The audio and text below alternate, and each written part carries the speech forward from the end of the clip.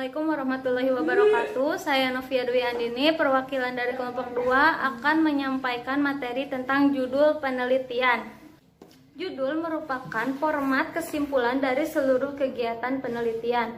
Judul juga merupakan kepala karangan dengan penetapan berbagai masalah yang bisa saja diubah pada akhir kegiatan.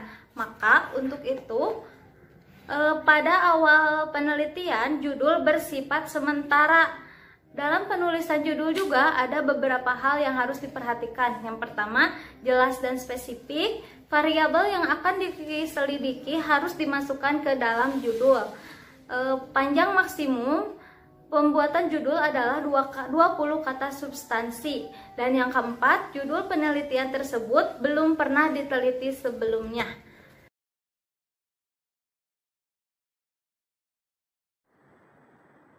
Assalamualaikum warahmatullahi wabarakatuh. Saya Novi Handayani. Di sini saya akan menjelaskan tentang fungsi judul penelitian. Nah, fungsi utama dari judul penelitian bagi penulis adalah sebagai kompas dalam melakukan penelitian. Sedangkan bagi pembaca, fungsi utama judul penelitian adalah menunjukkan hakikat daripada objek penelitian,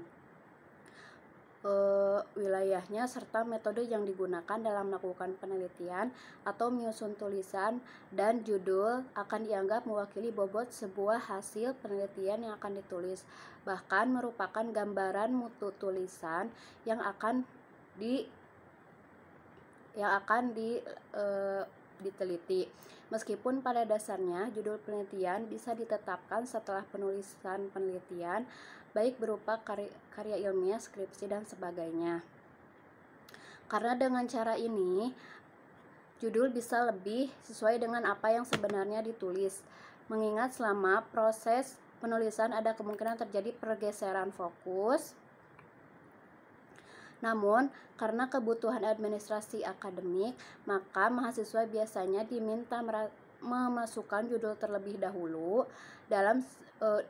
sebelum melakukan penelitian dalam pembuatan skripsi. Nah, dengan adanya judul ini juga pembaca dapat mengetahui gambaran isi pada penulisan tersebut tanpa membaca lebih dalam. Nah, dengan membaca judul, pembaca sudah tahu objek yang diteliti, wilayah penelitian, dan metodologi penelitian yang digunakan, sehingga dapat diketahui bahwa fungsi pokok dari sebuah judul adalah bahwa ketika kita membaca judul, setidaknya membaca sudah tahu gambaran tentang apa yang tertulis dalam skripsi atau laporan penelitian lainnya.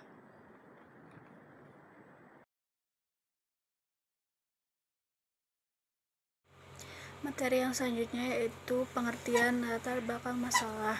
Latar belakang masalah adalah informasi yang tersusun sistematis berkenaan dengan fenomena dan masalah problematika yang menarik untuk diteliti. Tidak semua masalah adalah fenomena dan menarik. Masalah yang fenomena adalah saat menjadi perhatian banyak orang dan dibicarakan di berbagai kalangan di masyarakat. Latar belakang masalah dimaksudkan untuk menjelaskan alasan mengapa masalah dalam peneliti ingin diteliti, pentingnya permasalahan, dan pendekatan yang digunakan untuk menyelesaikan masalah tersebut baik dari sisi teoritis maupun praktis. Latar belakang penelitian berisi alasan rasional dan esensial yang membuat peneliti tertarik untuk melakukan penelitian berdasarkan fakta-fakta, data, referensi, dan temuan penelitian sebelumnya. Gejala-gejala kesenjangan yang terdapat di lapangan sebagai dasar pemikiran untuk memunculkan permasalahan, dan bagaimana peneliti mengisi ketimpangan yang ada berkaitan dengan topik yang diteliti.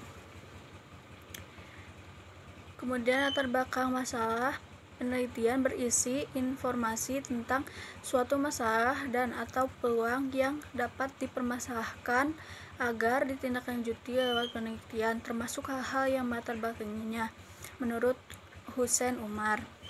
Yang selanjutnya menurut Sugiono, latar belakang masalah berisi tentang sejarah dan peristiwa-peristiwa yang sedang terjadi pada suatu objek penelitian, tetapi dalam peristiwa itu nampak adanya penyimpangan-penyimpangan dari standar yang ada, baik standar keilmuan maupun aturan-aturan.